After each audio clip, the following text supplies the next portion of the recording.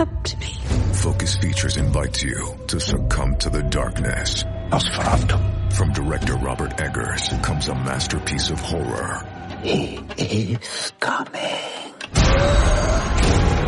This creature is a force more powerful than evil. It is death itself. Nosferatu. Rated R. Under 17 nanometer without parent. Only in theaters Christmas Day. Special engagements in Dolby and IMAX.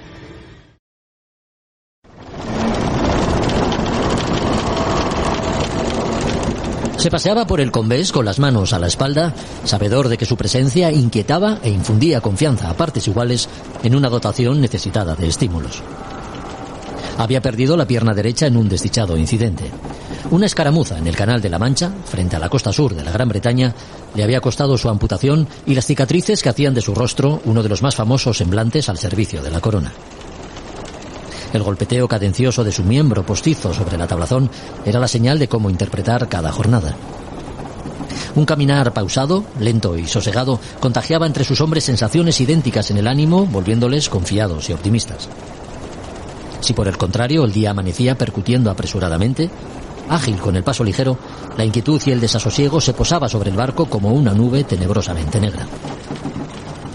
Fue el caso del 17 de agosto de 1771. Como de costumbre, al alba, con sus manos apoyadas en la tapa de regala, oteando el horizonte, un mal presagio rondaba su cabeza. Inquieto ante la incertidumbre, su instinto marinero no lograba descifrar las certeras señales que le proporcionaba, ajenas a cualquier razonamiento lógico. El sol lucía en lo alto del cielo azul y rompía en millones de brillos centelleantes la superficie del inmenso mar solitario y vacío que se desplegaba ante sus ojos. Ni una señal de alerta que hiciera prever un peligro inminente justificaba su desazón, y sin embargo la sufría como nunca antes. Perfeccionista y metódico, sabía que un oficio como el suyo no siempre era compatible con esas virtudes que llevaba tan a gala.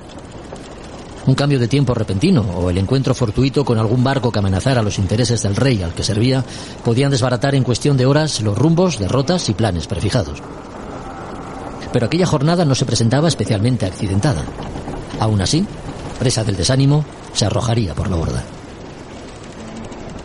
Una carta encontrada en su cámara revelaría el tormento que arrastraba desde aquel suceso acaecido en el Canal de la Mancha, en el que además de las secuelas físicas que arrastraba, la pérdida de uno de sus hijos se había vuelto insoportable. A Son de Mar, el podcast para marinos y amantes de la navegación.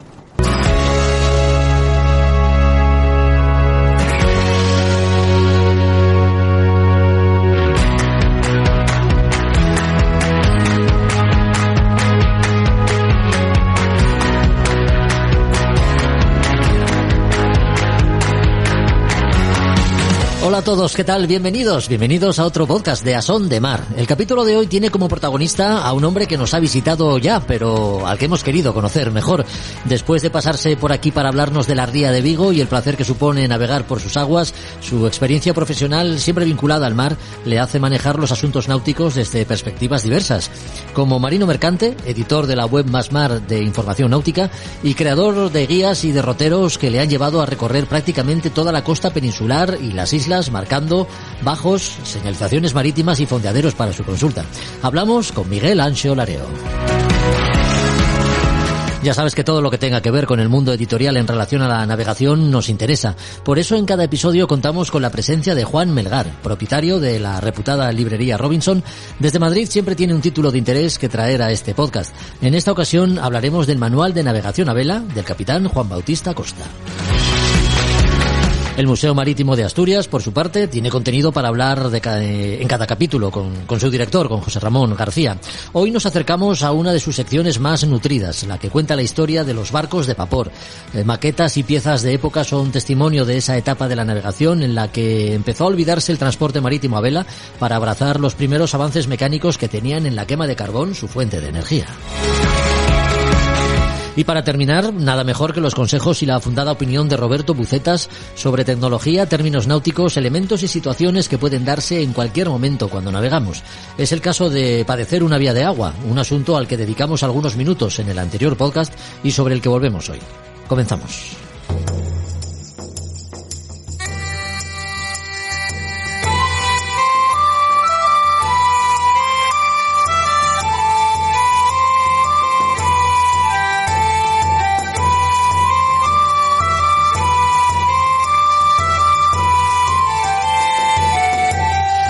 No es la primera vez que nos visita. En la anterior ocasión, su participación en este podcast fue breve y lo hizo para hablarnos de las virtudes y peculiaridades de la Ría de Vigo. Hoy hemos querido contar con su presencia para conocerlo un poco mejor, conocer la historia de alguien que ha vivido del mar y sigue haciéndolo desde posiciones muy diferentes a cuando faenaba en Gran Sol, de chaval. Editor de la revista náutica Más Mar, autor de muchos de los derroteros con los que ha escrutado las costas del País Vasco, Andalucía, Baleares, Asturias y su Galicia natal, entre otras, Miguel Anxo Lareo vuelve a estar con nosotros para hablar de lo que más le gusta y nos gusta, de la mar en todas sus facetas y de la náutica recreativa. Miguel, ¿cómo estás? Muy buenas. Bienvenido una vez más. Hola, buenas tardes. Me gusta la mar y me gusta ese sonido de gaita que desde la Bretaña francesa hasta hasta Galicia, a todos los que vamos el mar nos suena bien además. Pues fíjate, no me creerás, pero he escogido esta sintonía, que ya hemos puesto en alguna otra ocasión, pero la he seleccionado especialmente porque digo yo, un gallego tiene que tener su gaita. Así que ahí está. Evidente, muchas gracias. Oye, desde pequeño has estado vinculado a la mar y las historias que escuchabas de niño sobre barcos, piratas y navegación, de alguna forma fueron marcando la derrota de tu trayectoria profesional, ¿no, Miguel? Sí, yo tuve la suerte de... Bueno, mi padre murió cuando yo era muy pequeño, desde tener 4 años, y tuve la suerte de un gran amigo de mi padre, un pintor muy muy conocido en Galicia y, bueno, mundialmente, Urbano Nugris. Me llevaba al muelle con 5 años y nos sentábamos con los pies fuera, los pies hacia la mar. Y él me contaba historias de piratas, de grandes ballenas, de lo que es cruzar el océano, ¿no? Sí. Y desde ese día empecé a sentir que el mar me llamaba muchísimo, ¿no? Y ya pasados los años, ya con 7, 8 años, con 9, por los muelles del Náutico, yo era el típico chaval pesado, que a uno que veía que estaba arbolando un barco, me llevas, por favor. Muchas veces casi siempre era no por respuesta, hasta que un día, uno que se quedó sin tripulante, un snipe, me dijo, chaval, sube. Y en vez de comentar algo, dice, oye, pues no lo hace mal. Sí. Tiene idea, no lo hace mal. Yo, era intuición, yo no había navegado nunca a vela. Sí. Bueno, sí, había navegado en botes de remos, que con una sábana de mi madre le ponía ahí una vela cuadra, pero no, quiero decirte que eso no era navegar a vela, ¿no? Y a partir de ahí, pues me fueron llamando y ahí entró ya mi gran afición, ¿no? Entonces mi vida era ir a los muelles, subirme a los barcos de pesca, estar en el náutico y remar, bueno, pues todo lo que haces con esas edades, bañarte en los muelles. Sí. Todo lo que hacen esas ciudades y siempre vinculado al mar. Gran Sol nunca fue un lugar fácil, ¿no? Faenar en sus aguas, además del peligro que lleva implícito, exige largas jornadas de trabajo. Tú faenaste en aquella zona. ¿Cómo recuerdas aquella etapa de tu vida, Miguel? Bueno, aquella etapa fue verano, no cogí muy malos tiempos. Y todo vino porque quise hacer náutica, ¿no? Entonces mi madre me decía que no, que tenía que hacer otra cosa, que la vida del marino era muy dura, que bla, bla, bla, bla, bla, bla. Y entonces pues tuve la desfachatez y la poca gallardía de decirle que estaba matriculado en quinto de bachiller, y no, me había matriculado en la náutica pesquera de Vigo. El segundo año, el primer año que funcionaba, ¿no? Y en donde pues te daban una beca, muy poco, un poquito de dinero y tal. Claro.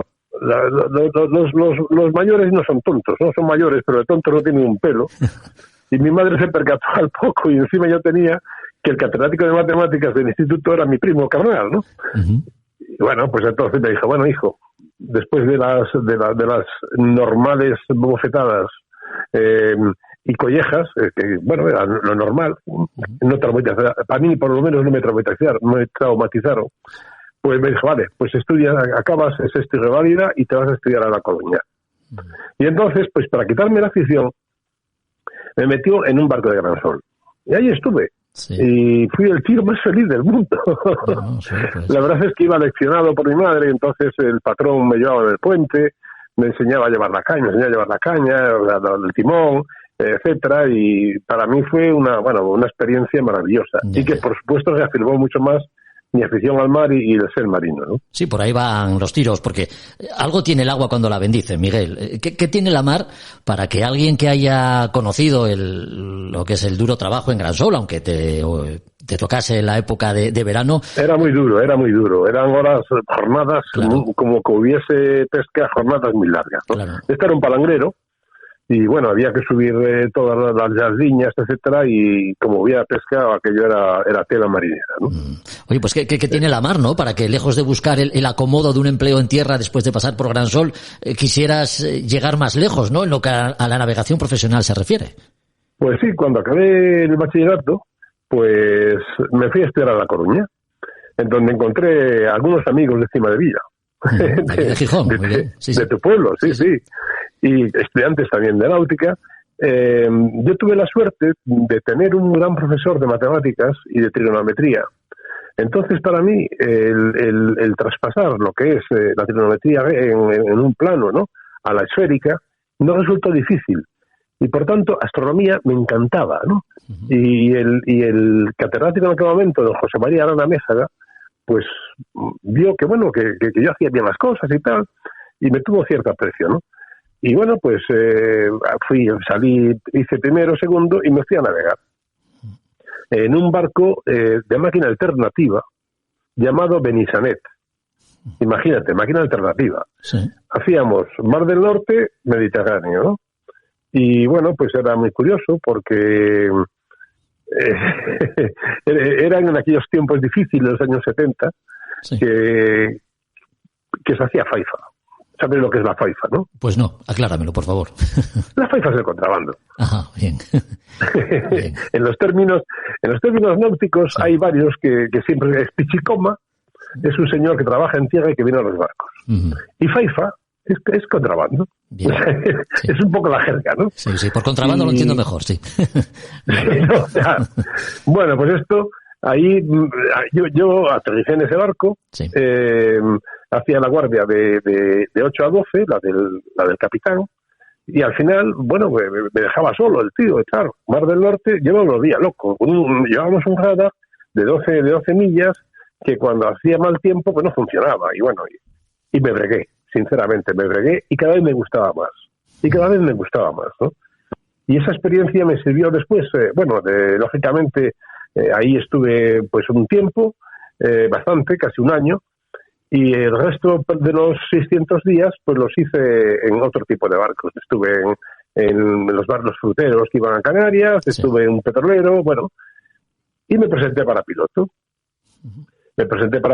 Lo saqué a la primera, y ya inmediatamente ya me fui a una compañía de petroleros que hacíamos Mar del Norte nada más, ¿no? Teníamos como base Murday, que está por el canal de Dordrecht a 5 horas mar adentro, tierra adentro, y no salíamos de ahí, pero vamos, para mí era muy agradable porque yo lo conocía, era mi entorno, ¿no? Sí. El tener en un área de 12 millas, pues 50 barcos. Y todo el mundo que venía de nuevo andaba de babor a estribor, y digo, ay, volviéndose loco. Y dice, tranquilo. ¿Cuántos barcos sabes que han colisionado aquí? Aquí los que vamos sabemos de qué va, y hay que ir a navegar muchas veces al Clon. ¿Qué dice? ¿Qué es navegar al Clon? Pues mira, si vas por el Sund, entrando entre Dinamarca, o sea, entre Göteborg y Dinamarca, ¿sí?, pues tienes que ir a pegar con las boyas al costado. Entonces, las boyas están numeradas, es el 7, y vas a la carta y dices, es el 7. Porque de aquella, lo que teníamos era un Deca que funcionaba de aquella manera, y bueno, ahí se funcionaba bien, pero otros puntos no funcionaba, ¿no? Sí. No había la electrónica que hay ahora, con GPS, con maravillas, con radares de true motion y cosas de estas, ¿no?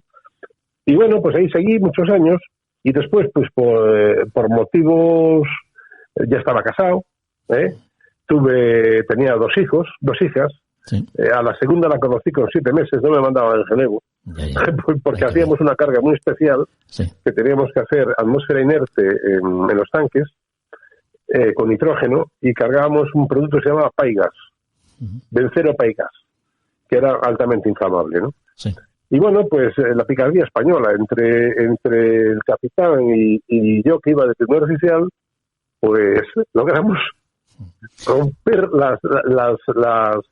los récords que tenían de carga los barcos ingleses y barcos holandeses. En petroleros llegaste a trabajar como primer oficial, ¿no? Sí, tanto en el Luis Requesens como en el Juan de Cardona. Sí.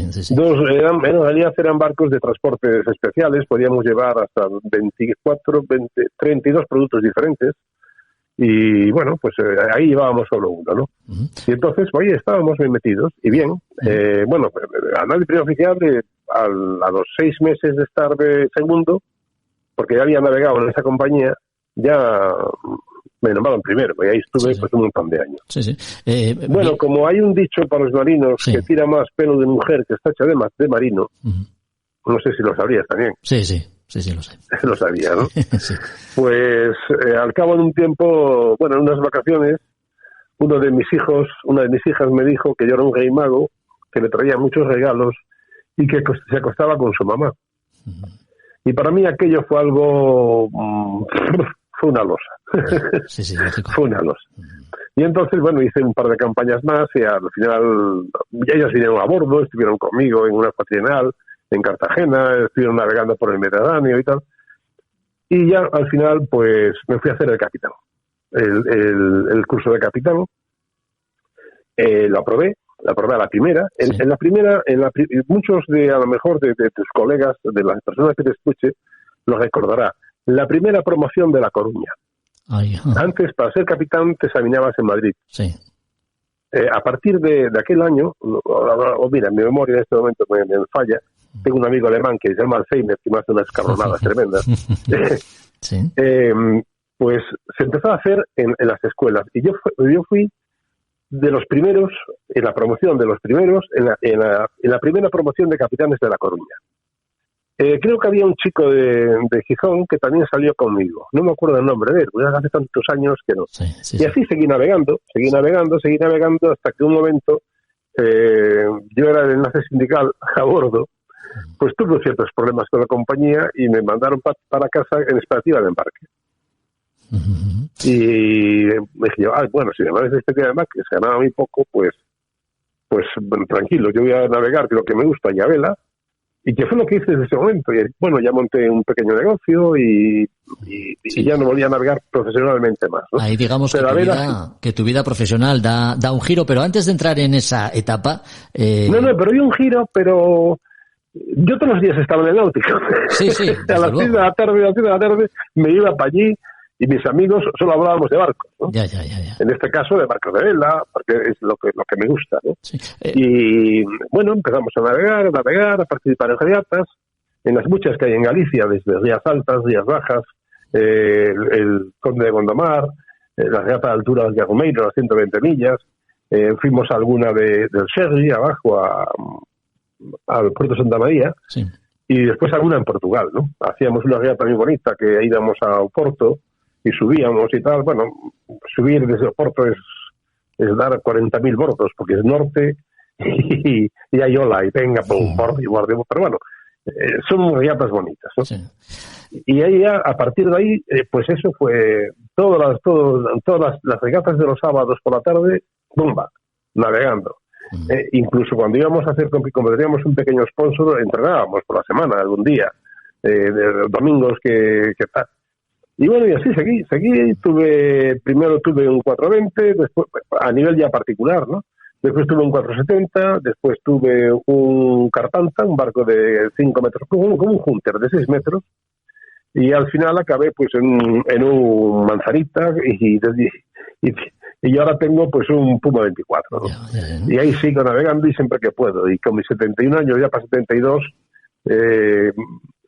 cruzo los dedos para que dure mucho mi navegación, ¿no? Oye, respecto a la navegación profesional y con la experiencia que atesoras, entre faenar en un pesquero y trabajar como primer oficial en un petrolero, por ejemplo, las diferencias son muchas, ¿no? Para empezar, y aún... Es como la sidrina y el agua. Claro, efectivamente. Como la sidrina y el agua, exactamente, ¿eh? Sí. Oye, y a un nivel muy básico, la comodidad entre un catre y un camarote pues salta a la vista, ¿no? De esas dos maneras de trabajar... Sí. No. Vamos a ver, hoy la náutica profesional está, bueno, está, vamos, muy mal, ¿no? Nosotros en el petróleo llevamos 2 camareros, a mí como primer oficial me hacían mi camarote, los tripulantes, o sea, la marinería, engrasadores, mozos, etcétera, electricista, bombero, etcétera, tenían su camarote solo individual. Sí. Podían llevar a su esposa a las veces que, bueno, había un número de personal acompañante, ¿no? Pero se podían llevar, o sea, y en pesca, olvídate, pesca es, bueno, es pescar, matarse, porque sabes que muchos van después a la comisión, ¿no? Sí. Aparte del sueldo que tienen, que no es muy grande, van al porcentaje de pescado, ¿no? De cómo se venda. Sí. Entonces, bueno, pues chico, es que aquello es... Mira, a mí me pasó una cosa muy curiosa. Cuando Namibia cogió la independencia, mucha de la flota española que pescaba en el banco de Sudáfrica, en el banco de Namibia, no les daban combustible, ¿no? Fuel o gasoil. Y ahí nos fuimos, bueno, el Estado contrató a mi compañía y nos fuimos abajo a darles combustible, ¿no? Yo tenía compañeros de capitanes de pesca allí, compañeros que habían estudiado conmigo en Coruña, ¿no? Sí. Y lo único que decían es, venga, bombea rápido, que hay que seguir pescando. Y yo les llevaba cartas, les llevaba periódicos, aunque eran antiguos, pero bueno, oye, por lo menos enterarte de cómo va en este caso el Sichón, o el Celta, o el Oviedo, ¿no? Sí, sí. Y pues no. Y claro, un día le dije a uno, habíamos sido buenos amigos en la escuela de náutica, le dije, oye, pásame unas merluzas. Y dice, no, la merluza no, que pesa. Y me dio langostas y me dio otras cosas y tal. O sea, vamos a ver, ¿tú recuerdas cuando nos pintábamos al tío Gelito? Sí. Aquellos dibujos de Disney. Sí, sí. Que se le veían los dólares en los ojos. Sí, sí. Bueno, pues estos, la gente de la pesca, siempre me la figuro así, con los dólares en los ojos, ¿no? Sí, sí. Y bueno, la vida es muy dura, la vida es durísima, y tanto los arrastreros como, bueno, imagínate los bacaladeros. Sí, sí. Imagínate lo que pasó con este barco de Marín, ¿no? De hace tres meses, Villa de Pitancho. Pitancho, sí. Que bueno, ahí se quedaron todos menos 3, ¿no? Y además por avaricia del patrón, porque con el temporal que había, seguir arrastrando y embarrar es cuando una vez coge algo abajo y claro, te frena el barco. Eso significa que con la mar que había, accidente seguro. Yeah. Y la avaricia rompe el saco y los pescadores son... no quiero llamarse avariciosos, pero van a ello, van a pescar porque es lo que les cifra. Ya. Oye, Miguel, cuando dejas la marina mercante, te vuelcas de alguna forma, ya nos has comentado, en la náutica recreativa y decides recorrer el litoral peninsular en una neumática cartografiando bajos, entradas a puertos y claves, ¿no? Esto fue lo siguiente. Claro, cuando yo navegaba, yo llevaba mi carta, llevaba mi compás, llevaba mi clinómetro, había calculado antes la corrección total para darle, bueno, y más o menos, ¿no? Y yo les preguntaba a mucha gente que venía, que tenían el título de de patrón, de no sé qué, alguno de capitán.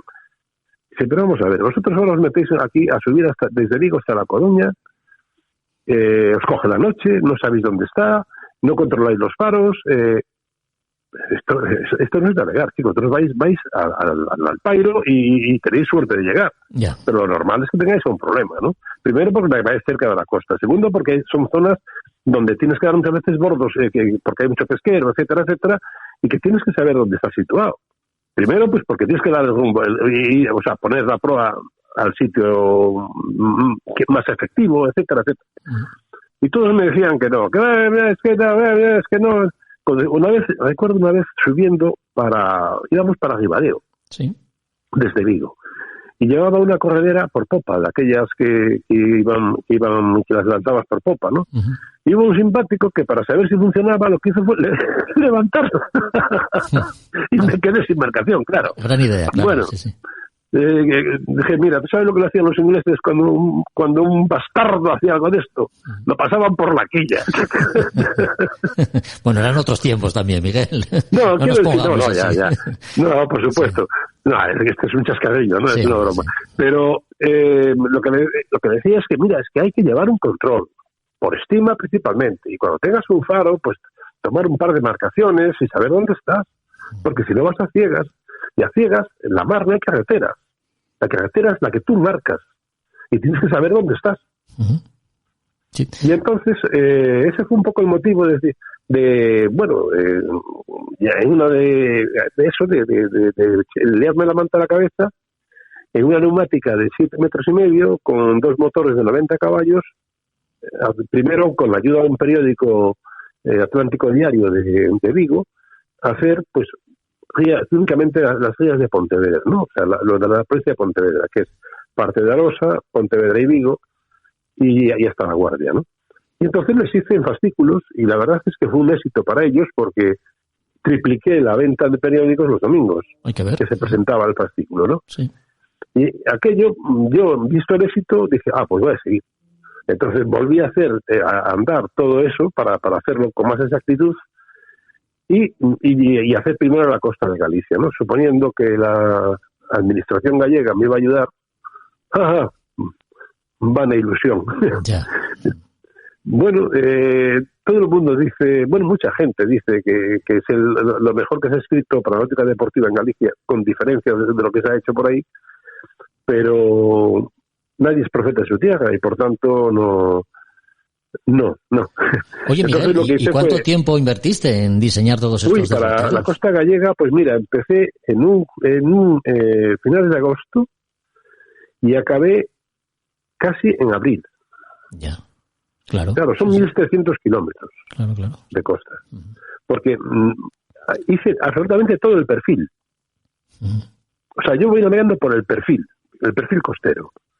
Y claro, en invierno me cogió días de temporal, días que tuve que estar parado a lo mejor una semana, etcétera, etcétera. Pero esos 1.700 kilómetros de costa que tiene Galicia, me llevó eso. Ya, que fue lo mismo que luego hiciste en yo otros sitios, yo no voy, que fue lo mismo que luego has hecho en el País Vasco o en Baleares. Justamente. Bueno, a partir de esto, y bueno, yo se lo entregué a una editorial, bueno, llamo editorial por no llamarle Barba Azul, pero vamos, porque aún estoy esperando la primera liquidación de derechos de autor. Hay que ver. Estas cosas que pasan por falta de experiencia muchas veces. Sí. Bueno, con eso aproveché que había habido en Candás en la factoría que tiene Repsol cerca de Cabo Mayor. Sí. Esto había tenido una pérdida de fuel y había contaminación, ¿no? Entonces la zona de Candás, que es muy turística, etcétera, estaban muy preocupados y yo, pues ahí se me iluminó la bombilla y me salí disparado para la laboral de Gijón, sí, donde estaba turismo. Y les hice un planteamiento. Dice, bueno, yo hago esta ruta, hago despacio, no sé qué, parte la hago cerca de la costa, de las playas, que es lo que me interesa, lo que interesa a todos, de que no llegue el fuel, y otro hago un seguimiento del fuel y os mando fotos a la prensa constantemente de cómo está la historia esta, ¿no? Uh-huh. Pues sí. Y entonces me subvencionaron la mitad de la expedición. O sea, me subvencionaron la expedición. Aquí en Asturias. Y de ahí pues fui 2 veces a Oriente y 2 veces a Occidente. O sea, hice el recorrido, pues eso, 2 veces, para lado y lado. Y de ahí salió el libro de Asturias. Uh-huh, sí. Como el libro de Asturias y el libro de Galicia, en un Fitur, lo presenté a los cántabros y a los vascos. Los cántabros me citan un lunes a las 8 de la mañana en Santander. Bueno, existe la exposición, le llevaba todo muy detallado lo que iba a hacer, lo que no iba a hacer, era un memorándum de casi 60 páginas, ¿no? Los puntos principales que iba a tocar, los vídeos que iba a hacer, etcétera. Y bueno, salí de allí un poco descontento porque no noté como muy buen feeling, ¿no? Al respecto. Entonces llamé a mi amigo, el capitán de Hondarribia, del Puerto Deportivo, de Eusko Kirol Portugal, y le dije, bueno, tú como vasco que eres, que nacís donde os da la gana, ¿a qué no eres capaz de conseguir una entrevista con tu jefa y con el que lleva puertos, o sea, el tema de puertos en el gobierno vasco? Sí. Me llama a la media hora y me dice, a las 3 en Donosti. Bueno, pues ahí me voy. Ahí les puse todo el tema y con un apretón de manos quedó zanjada el contrato. Uh-huh. Oye, y salió el País Vasco, que hice lo mismo. Sí. Hice 2 vueltas para Oriente. Bueno, salía de Oriente y fui hasta Occidente, volví a Oriente y volví a Occidente, ¿no? Y todo esto siguiendo un poco toda la costa, claro, y las piedras y todo esto. Los cántabros, a ver aquel libro, dijeron, yo también lo quiero. Bueno, pues entonces es lo mismo. Salía de Santander, me fui hasta Castrudiales, de ahí volví a Santander, de Santander fui hasta Tinamayor, de Tinamayor otra vez, igual, ¿no? Después hubo otros que hice, por ejemplo, el estrecho, ese ya lo hice de moto propio, pues porque me encanta el estrecho, sinceramente. O sea, es un sitio maravilloso, jorobado para navegar, con los levantes que pegan muy duro y tal. Sí. Pero lo que hacen las corrientes en las zonas de bajíos es para estudiar, y es un sitio... Canarias aproveché, pues que suelo ir a Canarias por motivos familiares. Tengo una hija que es abogada en Canarias. A verla, pues cada X tiempo, pues siempre me busco a alguien que me lleve para navegar. Y la verdad es que somos efectivos, ¿no? Sí. Y algo de Baleares y también en la Costa Brava y tal, pero bueno, esos no son en profundidad como son los otros, ¿no? Oye, Miguel, y con la experiencia que has ido adquiriendo, ¿hay un sector de costa especialmente benigno en la península o no cabe hablar de tal cosa cuando salimos a navegar, sea donde sea? Vamos a ver, mira, salir a navegar hay que salir siempre con prudencia. Tener una previsión lo más exacta posible. No fiarse de una sola web o de un solo parte. Ver 3 o 4, desde Windy al propio de estatal, etcétera, etcétera, etcétera, y llevar una idea más o menos de lo que hay, ¿no? Y una vez tengas eso, ser consciente y decir, oye, mira, pues va a haber mucha mar, pues vamos a meter esta abuela, vamos a meter esta otra. Me explico. Sí. La mar, en la mar nuestra, la mar Cantábrica, en la mar Atlántica, avisa. Nosotros sabemos cuándo va a venir el gallego, como le llamáis vosotros, sí. Porque viene con los frentes, ¿no? Pero el Mediterráneo no avisa.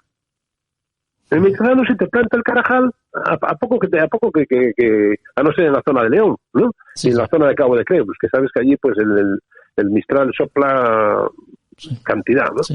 El Mistral, no, perdón, la Tramontana, un día sí y otro también, Tramontana, sí. Sí, la Tramontana. Y León, el Golfo de León, pues es muy, muy fastidiado de navegar, porque además encañona entre Alpes y Pirineos el viento, y aquello es un tubo pitot que baje. Pero en el resto de la costa se te levantan unos térmicos que muchas veces se cogen desprevenido, y así hay los problemas que hay. Ya. Entonces, todo eso hay que ser consciente, hay que ver mucho para el cielo, hay que ver cómo son las nubes, hay que ver cómo van las nubes. O sea, hay un montón de parámetros que te pueden dar una idea, que era lo que hacían nuestros abuelos cuando navegaban, ¿no? Sí, desde luego. Unos parámetros físicos que te indican qué puede pasar o qué no puede pasar, ¿no? En este momento, además, con la temperatura del Mediterráneo, por ejemplo, bueno, ya ves las danas que existen, ¿no? Sí. Y ahora le llaman danas, antes eran gotas frías, pero bueno, aquí como cambian de nombre los meteorólogos, pues nada, habrá que adaptarse.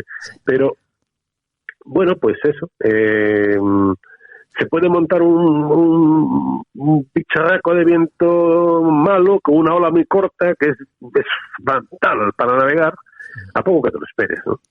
Oye, y vamos, si vas en un 45 pies, pues sin problemas, pero si vas en un 24 pies, pues ya después será un problema, ¿no? No, está claro, sí. Y ya para terminar, ¿de dónde sacas el tiempo para tanto contenido como tiene Masmar? La página web en la que vuelcas ahí todos tu jubileta, Masmar es una ONG. Ya, bueno, pero... Masmar es una ONG. Pero hay que trabajarla, ¿eh? No se hace sola. Hombre, es que, vamos a ver. Yo estoy jubilado. Sí. Vale. Supuestamente tengo todo el tiempo del mundo. No. O sea, tengo más tiempo para navegar. Pues esto, ¿qué pasa? Mira, Masmar es pionera en España en información en Internet. Sí, claro. Sí. Fui el primero en España. Tenía una página estática. No era dinámica como es esta, ¿no? Que tú cambias noticias, las pones, las quitas, las llevas, no sé qué. Entonces, con los 20 y tantos años que tiene la web, bueno, yo tengo referencias en toda España y en Francia principalmente para lo que es Ruta del Rhône, Vendée Globe, todo la Golden Globe Race, etcétera, que me envían notas de prensa, que no sé qué, que las traduces, o cuando es regata, creo yo los contenidos, pues viendo la trayectoria que hace, el tiempo, enruto un poco, hago como enrutador, ¿no? Uh-huh. Me pongo en la piel del enrutador y en la piel del patrón, y es que es mi afición también. Vamos a ver, esto es como el drogadicto, ¿no? Lo de hacer contenidos es como el que se mete droga en vena, ¿no? Es que eres no puedes parar. Sí, pero cualquiera que nos esté escuchando puede pensar que es una publicación vinculada a la vela, pero es que también tienes pesca deportiva. No. Pesca menos. La pesca es muy oscurantista, chico. No, era imposible. Mira que lo cogí con cariño lo de pesca hace muchos años. Sí. Pero no hay forma de llegar a la noticia. Ya. No hay forma. Nadie cuenta lo que tiene que contar. En ríos es muy individual. Sí. Este tipo pasa de ti, o sea, nada, no dice nada. Si va a un campeonato y lo gana, igual lo da. Te da la noticia, ¿no? Uh-huh. Y entonces lo que voy derivando más hacia la ecología, ¿no? Y de hecho, hoy el 80% de lo que publico son temas de ecología marina, ¿no? Ecología del mar, ¿no? Sí, hago piragüismo. Sí. Que yo invito si te escuchan los piragüistas asturianos, que me envíen cosas, coño, que me están enviando los andaluces, me están enviando la gallega, me están enviando la nacional, y coño, la comunidad de las piraguas, que es Asturias, nunca envía nada, ni el Sella ni nada. Ya. Y eso que aquí tenemos también el centro de alto rendimiento. Se publica, ahí está, sí. La gente lo lee. Uh-huh. Que digo que aquí tenemos el centro de alto rendimiento en Trasona también. Ya lo sé, Trasona, pues es donde entrena los olímpicos de este país, ¿no? Uh-huh. Sí. En Trasona o aquí en Pontevedra, ¿no? Uh-huh. Pero vamos, en Trasona principalmente es donde hacen esto. Sí. Pues no, chicos, es dificilísimo llegar a... no sé por qué.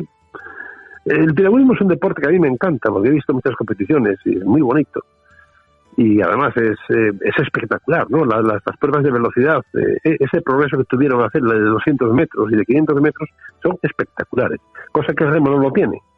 Uh-huh. Un 8 de remo, digamos que es una preciosidad verlo remar y verlo qué coordinación tienen, pero claro, en una prueba de 2000 metros es ¡shum! ¡Hala, ya pasó! Ya. No es zoom en cuanto a tiempo, que el tiempo es mucho más, ¿no? Pero es que no puedes verla entera, ¿no? Como ves una de 200, una de 500.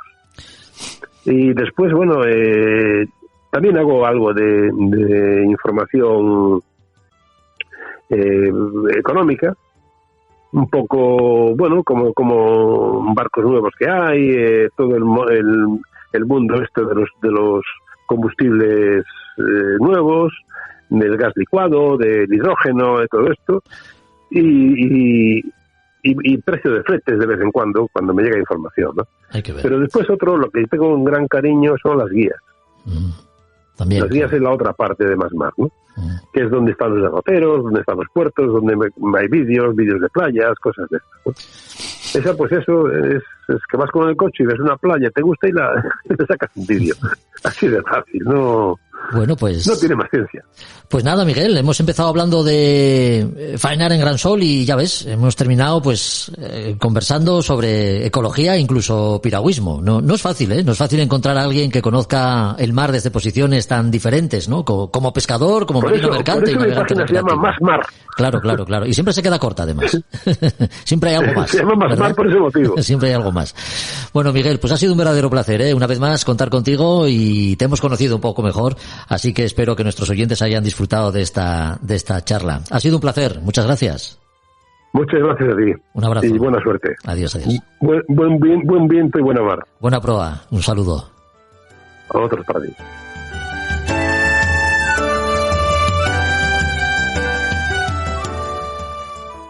A Son de Mar, el podcast de Jorge Uría.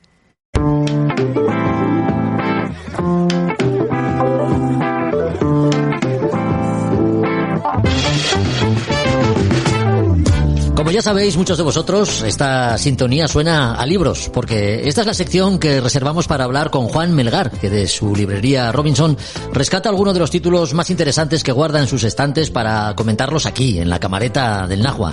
¿Qué tal, Juan? ¿Cómo estás? Muy buenas. Hola, Jorge. Estamos estupendamente. Un placer estar aquí otra vez con todos los oyentes. Manual de navegación a vela. El título, digamos que lo dice todo, ¿no? ¿Qué puede diferenciar, habiendo la cantidad de manuales que hay en el mercado, qué diferencia este manual de otros que podamos encontrar?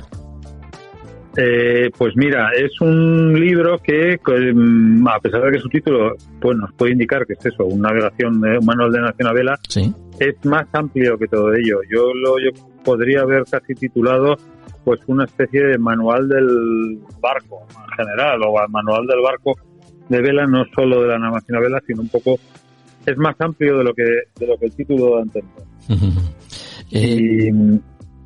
Sí, luego preguntabas también un poco por qué es un poco lo que distingue a este de otros manuales, ¿no? Sí, así es, sí. Pues eso, quizá un poco su amplitud, ¿no? Porque los manuales hay un poco ahora en el mercado.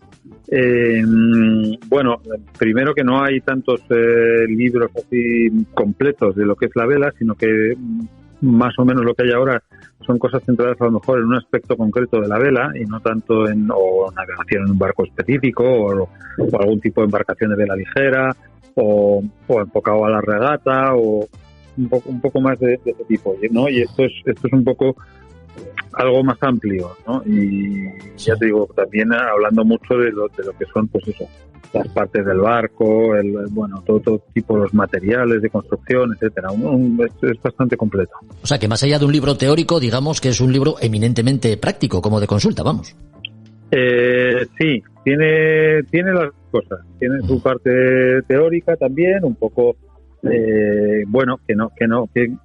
son quizá conocimientos también a veces que no son de aplicación práctica directa, ¿no? Pues no es como, pues por decir algo eminentemente práctico, pues cómo hacer el nudo de no sé qué, ya.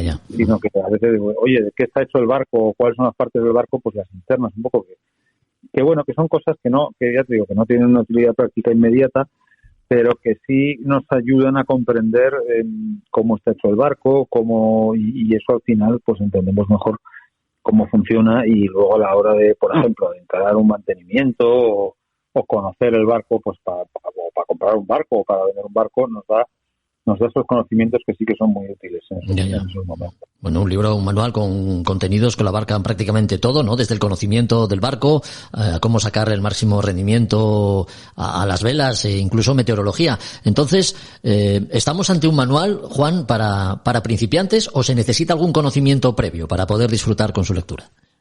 No se necesita conocimiento, lo que se necesita es interés por la navegación a vela. Yeah. Eso es lo que yo creo que se necesita. Obviamente luego hay al ser un libro completo hay partes que se complica, porque ya pues obviamente detrás de la navegación a vela lo que hay es física. Entonces se puede convertir en un tema efectivamente muy muy complejo. Pero bueno, eso no nos tiene que desanimar, porque primero que podemos ir por partes, y segundo que se trata de libros un poco que no se leen de corrido y que hace falta entenderlo todo, sino que puede ir un poco uno saltando del tema al tema que le interese. Entonces en ese sentido vale muy bien para cualquier tipo de nivel. Digamos que estamos ante una publicación, ante un libro que viene a cubrir un hueco, ¿no? Porque entre los libros de referencia, como pueden ser la guía Glenans, que es un poco como la Biblia, ¿no? De los manuales, a los que son un poco más específicos, el manual de navegación a vela de Juan Bautista Costa está como a medio camino, ¿no? Sí, efectivamente. Es un poco ahí, no llega a ser lo de la Glenans, porque efectivamente conseguir lo que es lo completo que es ese libro, pues no es fácil, ¿no?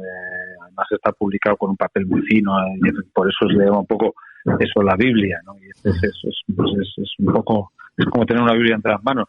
Pero bueno, esto viene a ser un libro también con muchísimo contenido, la verdad. Y luego, por ejemplo, un aspecto que tiene es que también incide, o que también trata lo que es la navegación a vela con aparejos clásicos, ¿no? Pues los bergantines, los clippers, barcos de ese tipo, ¿no? Pues goletas con aparejos de vela cuadra, y trata ese tema que muchas veces no se trata en los manuales de vela convencionales. Sí, desde luego. Oye, Juan Bautista Costa es su autor. ¿Qué puedes decirnos de él? Juan Bautista Costa es un capitán de la Marina Mercante que, bueno, ya tiene unos años, ha navegado pues una barbaridad. Primero como marino mercante, como tal, y luego ya afincado en Formentera, también ha trabajado en Destinos en Tierra, y ya en el puerto de Formentera, pues obviamente menos el tráfico de ferries que puede haber con Ibiza y con esto, el resto es mucho tráfico náutico. Y luego también tiene una editorial, es posible que muchos de nuestros oyentes que hayan estudiado los títulos náuticos, que tiene también sus manuales para el TER, para el patrón de yate, para el capitán de yate, etcétera.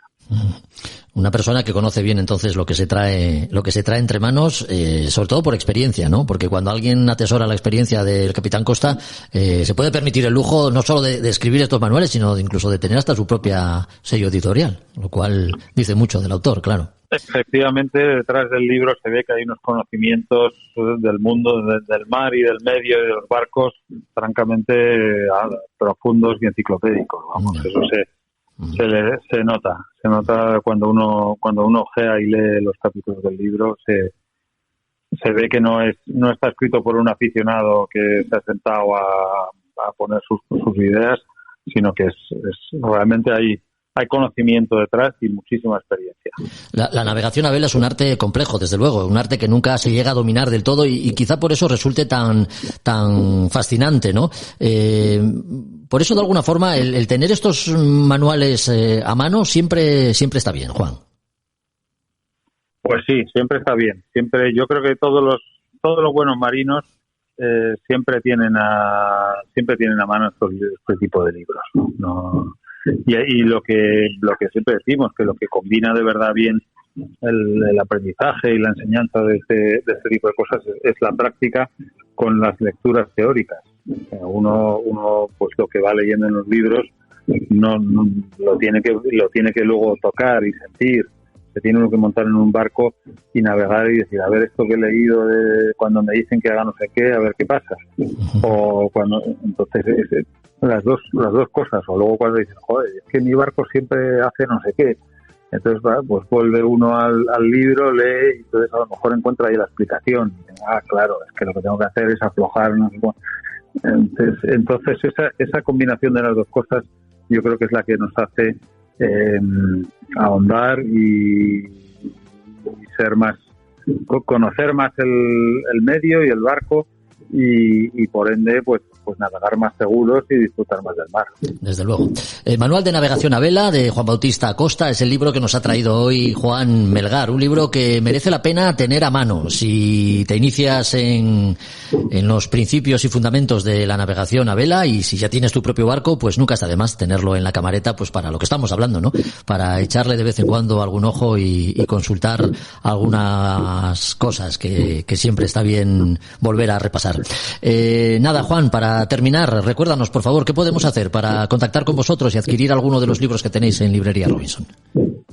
Pues lo que preferimos siempre es que vengan a vernos y puedan ver nuestro fondo, los lectores, y verlo, porque nunca, siempre tocando los libros al final es como ve uno las sensaciones o lo que le puede transmitir un libro a la hora de antes de comprar, y luego pueden siempre hablar con nosotros. Uh-huh. Luego el que no pueda venir porque vive fuera o lo que sea, siempre tiene la página web nuestra, nauticarobinson.com, donde ahí también se ve todo nuestro fondo, y si tiene dudas pues siempre nos pueden llamar por teléfono, nos pueden escribir y les atenderemos encantados. Pues tomamos nota, que siempre está bien teneros cerca. Gracias, Juan, un abrazo. Muchísimas gracias, Jorge.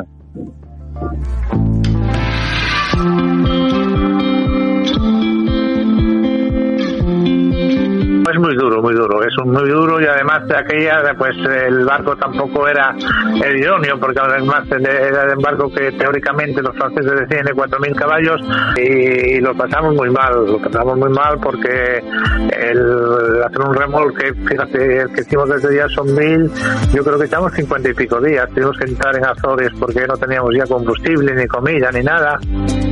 Francisco Roces, marino mercante que dedicó buena parte de su vida profesional a navegar en remolcadores de altura.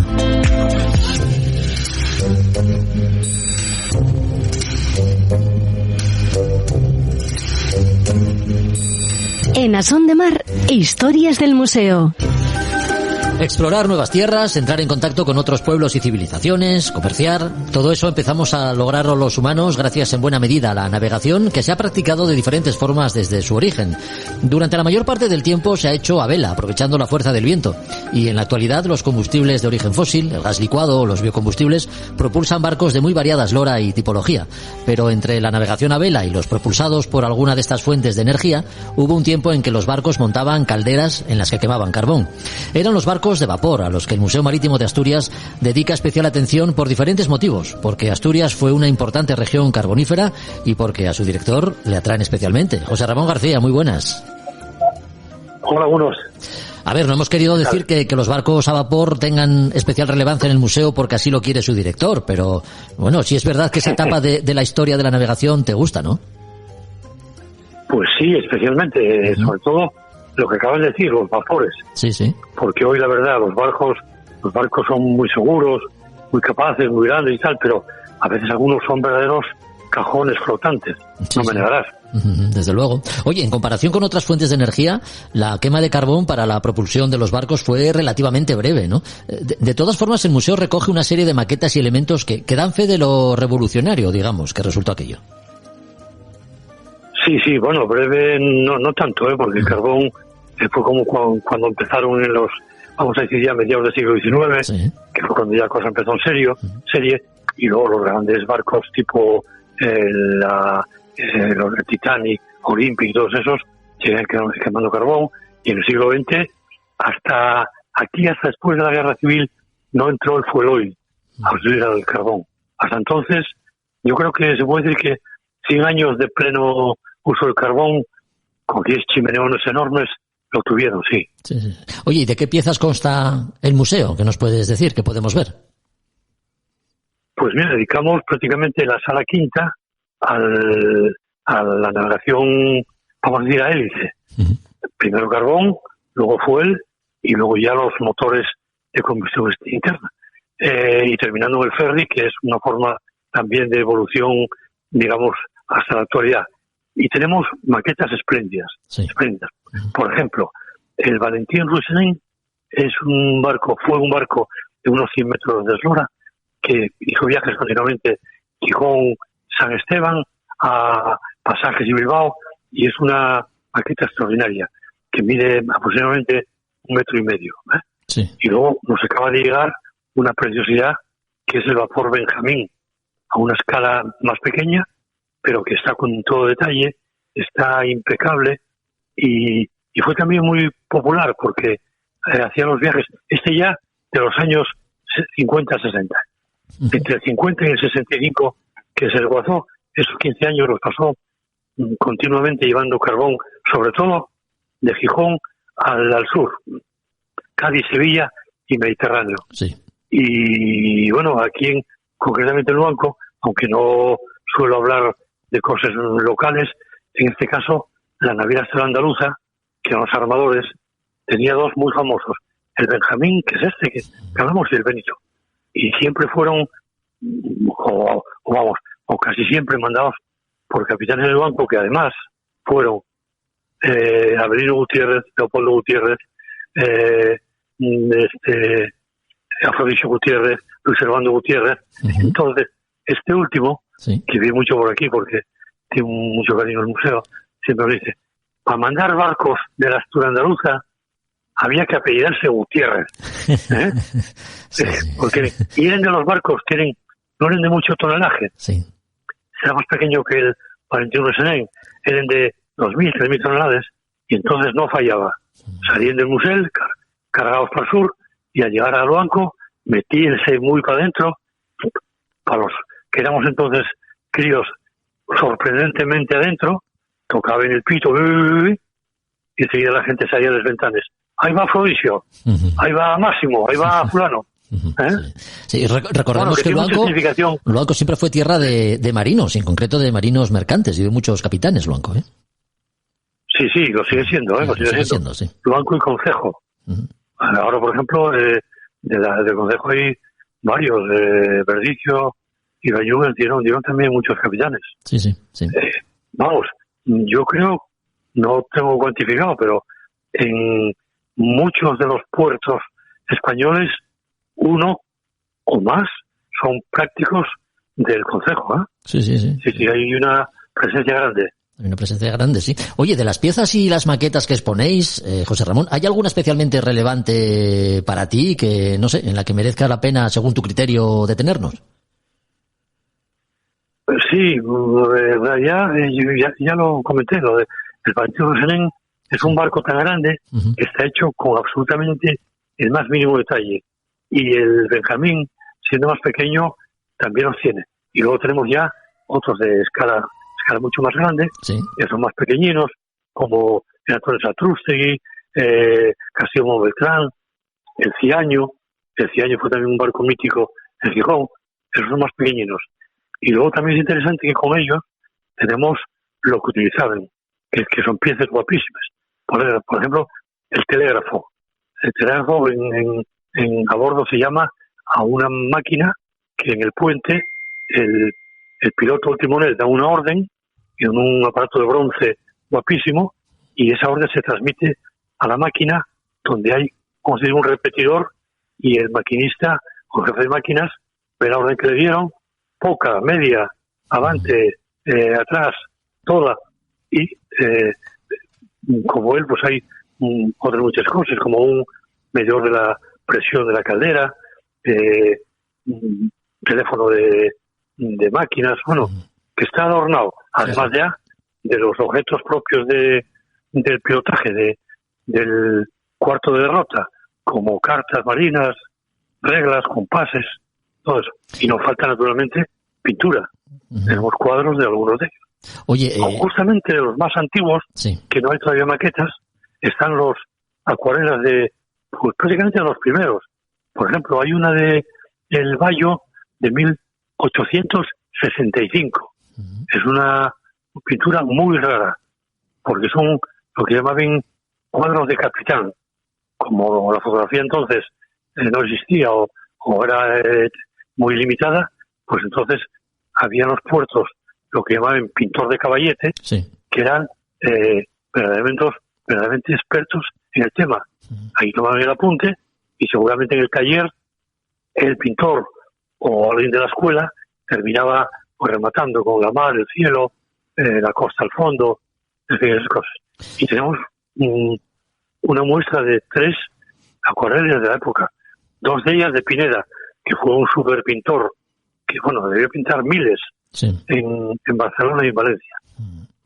En Asturias, una región en la que la extracción de carbón generó tanta riqueza y trasiego en los muelles, imagino que las navieras que crecieron al calor de todo ello hizo que el comercio marítimo también fuese fructífero, claro.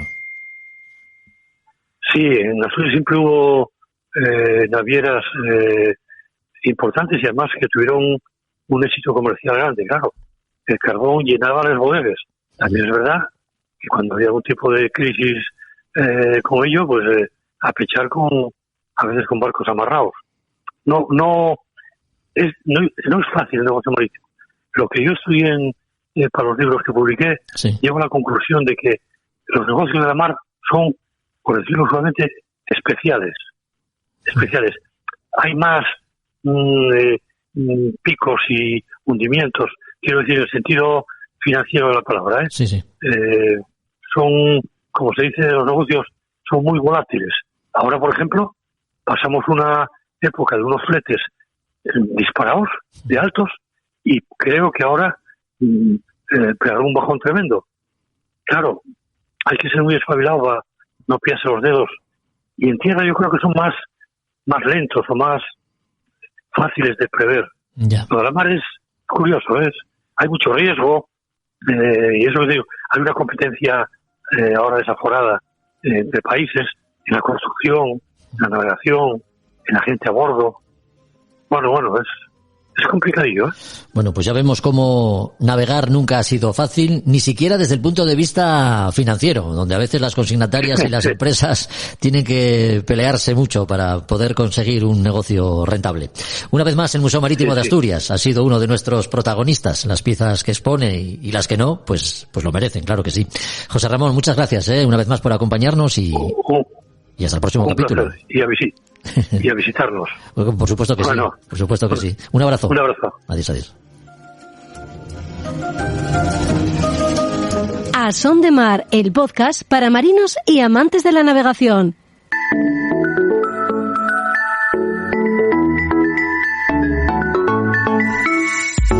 Bueno, con el paso del tiempo la verdad es que nos hemos vuelto responsables y como nos hemos puesto deberes para hoy, estos últimos minutos del podcast los compartimos nuevamente con Roberto Bucetas para tratar algunos de los asuntos que nos han quedado pendientes en relación a las vías de agua, tema que tratamos, como sabéis, en el anterior episodio. Roberto, ¿qué tal? Muy buenas. Hola Jorge, ¿qué tal? Hace 15 días hablábamos de las causas, tipos y elementos del barco por los cuales se nos puede crear una vía de agua, ¿no? Resumiendo, podríamos decir que no es lo mismo que penetre agua en el barco como consecuencia de una avería o un descuido que por un golpe en el casco.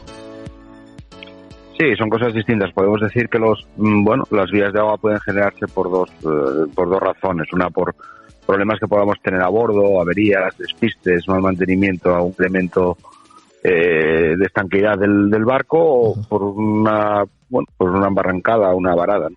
Un golpe contra un objeto flotante, ¿no? Son cosas distintas y hay que tratarlos de manera distinta. Claro, desde luego el origen es lo que marca luego la diferencia, ¿no? En el caso de una fractura en el casco, por ejemplo, ¿qué posibilidad tenemos de atajar en lo posible la entrada de agua, Roberto? Bueno, lo que se trata en caso de una vía de agua, y se supone que es una vía de agua ya importante, de una cierta envergadura, podemos decir que lo que se trata en todo momento es de llegar con ese barco a puerto, mantener el barco a flote para poder llegar a puerto.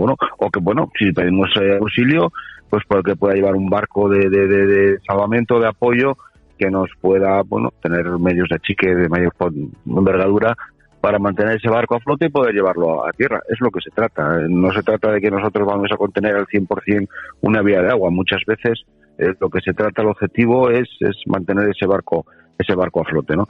Medios que podemos tener a bordo para poder ir conteniendo esa vía de agua, partimos del objetivo de todo vale. Uh-huh. Se trata de que entre menos cantidad de agua a bordo, que no entre nada de agua a bordo, ¿no? Y hay medidas que son conocidas en todos los manuales de seguridad, ¿no? Hay que ver, en primer lugar, analizar la situación y el caso que se ha producido y por dónde está entrando ese agua. Uh-huh. Una vez que hemos localizado la vía de agua donde es, vemos la envergadura y en función de esa vía de agua podemos acometer una serie de medidas. ¿Qué puede ser? Taponamientos de esa vía de agua. Yo puedo tener un golpe con una fisura en el casco, me está entrando agua, incluso, pues no está de más llevar a bordo algún tipo de masilla epoxi que polimeriza por debajo del agua, con humedad incluso. Hay pastas y hay fabricantes que tienen esas masillas que suelen ser de 2 componentes y que incluso sumergido esa masilla es capaz de curar, es capaz de polimerizar, ¿no? Uh-huh. Es importante tener eso a bordo. Cuñas, espiches de madera que podamos tener, algún trapo con alguna cuña de madera que podamos meter en esa vía de agua, en esa fisura que pueda tener el casco, ¿no? Escorar el barco. Muchas veces, no nos percatamos que tenemos una vía de agua próxima a la flotación, por ejemplo, un golpe con un objeto flotante.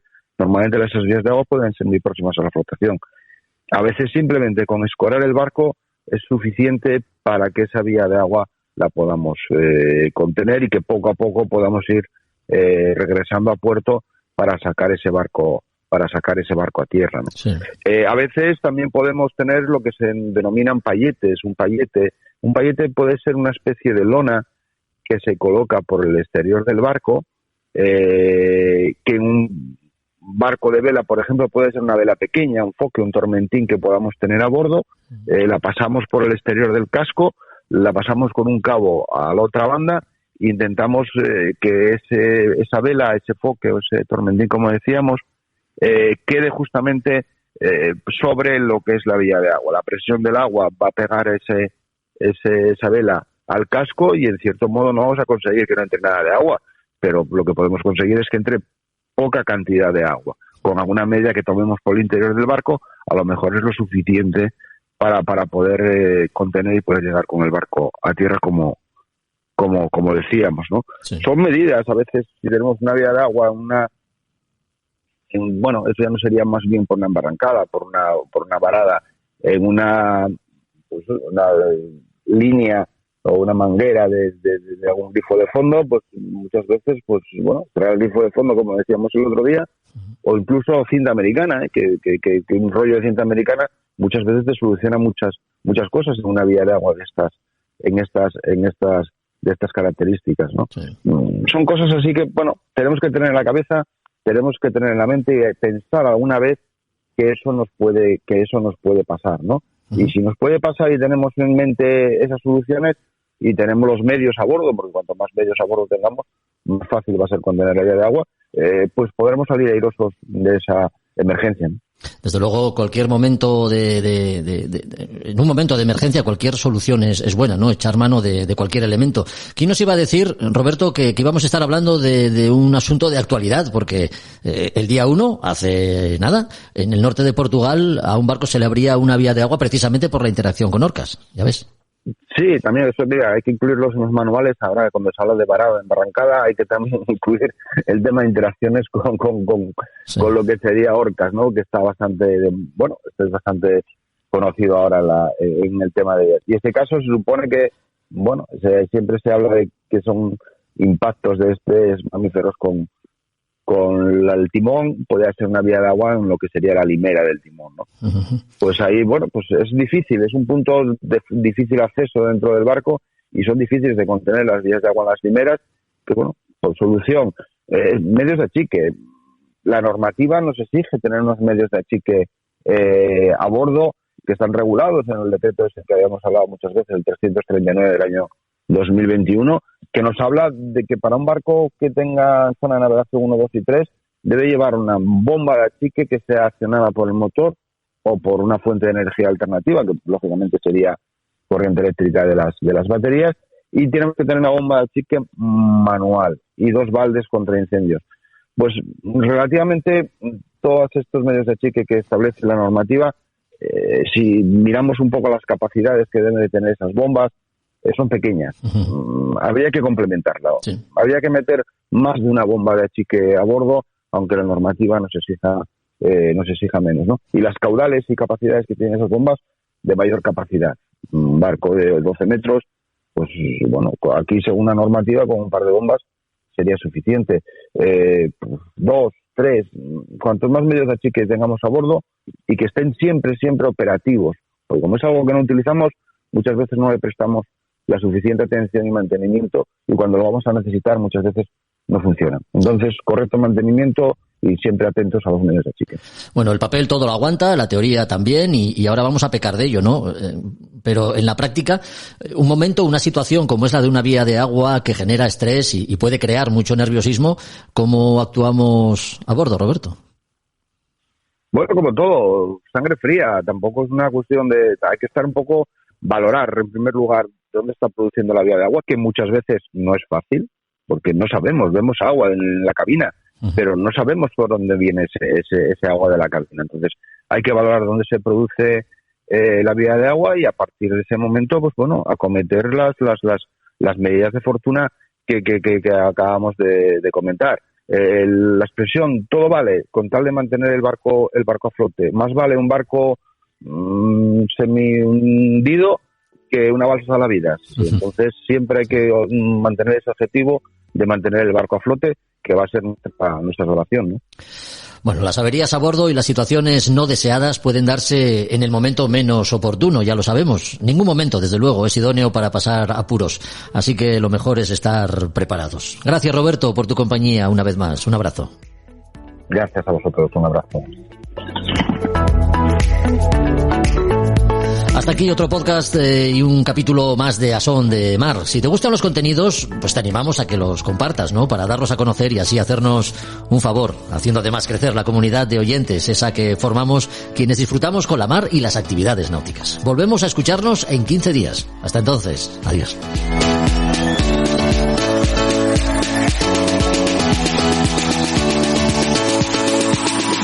A Son de Mar, la náutica en un podcast.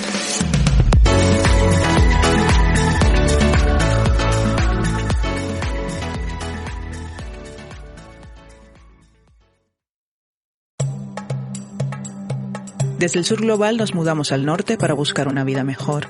Y ahora en podcast te contamos nuestras experiencias y aportes al país al que llegamos. Esto es Escucha Migrante, el podcast de la cultura en movimiento.